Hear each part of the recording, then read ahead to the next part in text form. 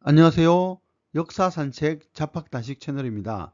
오늘은 삼전도의 굴욕, 이 정도면 충분하다고 생각하는 순간 큰 패배를 맛볼 수 있다라는 제목의 영상 보내드리겠습니다. 구독과 좋아요 부탁드립니다. 감사합니다. 대개의 사람들은 90% 정도 노력하고는 최선을 다했다고 믿는 경향이 있습니다. 사실 90% 정도의 노력을 들였다면 칭찬받을 만큼 노력했다고 볼 수 있습니다. 그런데 인간 사회에는 경쟁이 존재하고 내가 90% 노력을 했다 해도 나의 경쟁자가 95% 노력을 한다면 나는 결코 성공할 수 없는 것이 현실입니다. 달리 표현하면 이 정도면 충분하다고 생각하는 순간 큰 실패를 맛볼 수 있다는 것입니다. 그런데 이것이 비단 현대 사회의 원리이기만 할까요? 조선의 역사에서 가장 치욕적인 순간을 꼽는다면 어떤 사건을 이야기할 수 있을까요? 아마 대부분의 사람들이 병자호란 때 국왕 인조가 청나라 황제를 향해 3번 절하고 9번 머리를 조아린 일, 즉 삼전도의 굴욕을 이야기할 것입니다. 그 순간 조선이 망했어도 조금도 이상한 일이 아닐 정도로 그 사건은 굴욕적이었기 때문입니다. 임진왜란 7년 동안 왜군의 공격을 견뎌냈던 조선인들이 어째서 그 후 40년밖에 지나지 않은 시기에 왕이 머리를 조아리는 치욕을 당한 것일까요? 과연 조선의 국방 시스템은 어떤 면에서 부족했기에 국가 멸망의 위기를 맞을 정도로 붕괴되었을까요?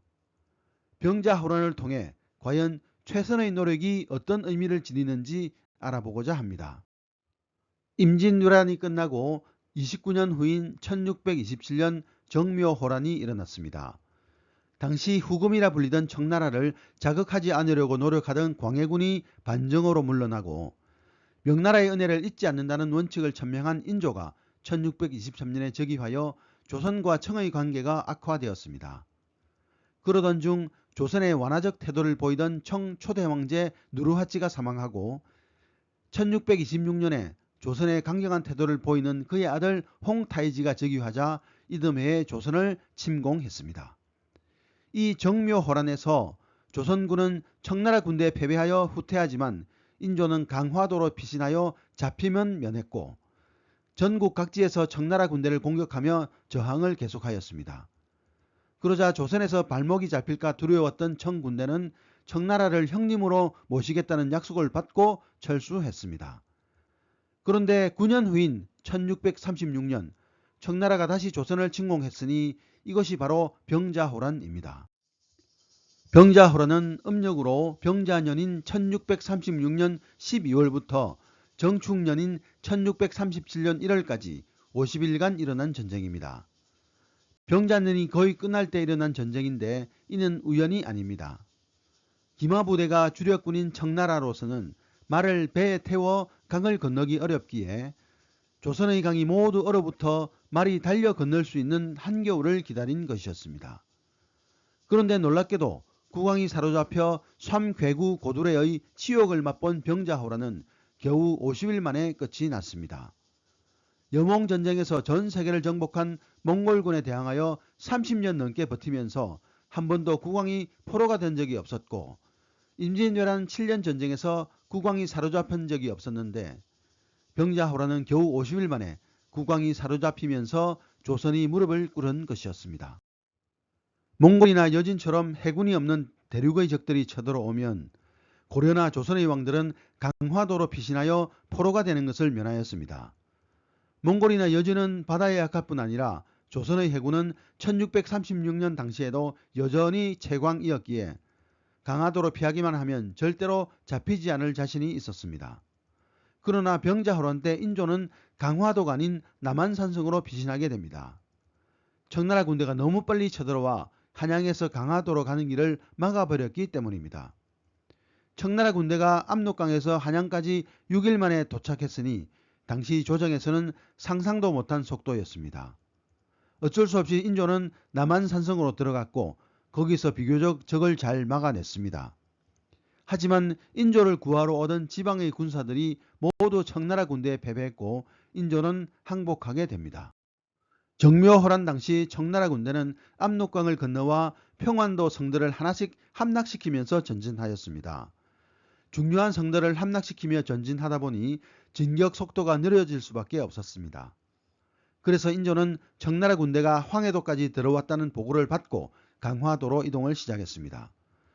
강화도까지 3일이 걸렸지만 조선군이 각 성에서 청나라 군대를 며칠씩 막아준 덕분에 강화도로 갈 수 있었습니다.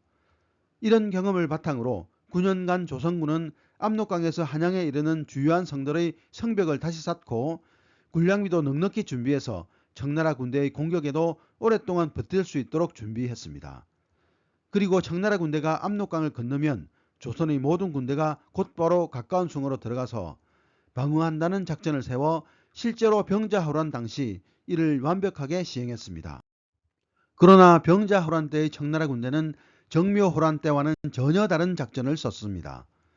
홍타이지가 직접 이끈 청나라 군대는 조선의 성들은 거들떠 보지도 않고 전속력으로 한양으로 진격했습니다. 조선의 모든 군사가 이미 세워놓은 작전에 따라 성 안으로 들어가 있었던 탓에 적의 진격을 막을 군대가 없었다는 뜻입니다. 그 덕분에 불과 6일 만에 한양을 점령할 수 있었고 이전의 정묘호란만 생각하고 느릿느릿 강화도로 이동하던 인조는 길이 막혀 뜻을 이루지 못했던 것입니다. 병자호란은 조선의 군사들이 전투 의지가 없었던 것이 아니라 국왕과 최고 지휘관들이 적의 작전을 간파하지 못해 전략 측면에서 청나라의 완패를 당한 것이었습니다. 왕족들이 먼저 피신해 있던 강화도는 남한산성보다 먼저 함락되었습니다. 수군이 없는 청나라에 비해 거대한 배들을 많이 보유한 조선 수군은 강화도를 수비할 자신이 있었습니다.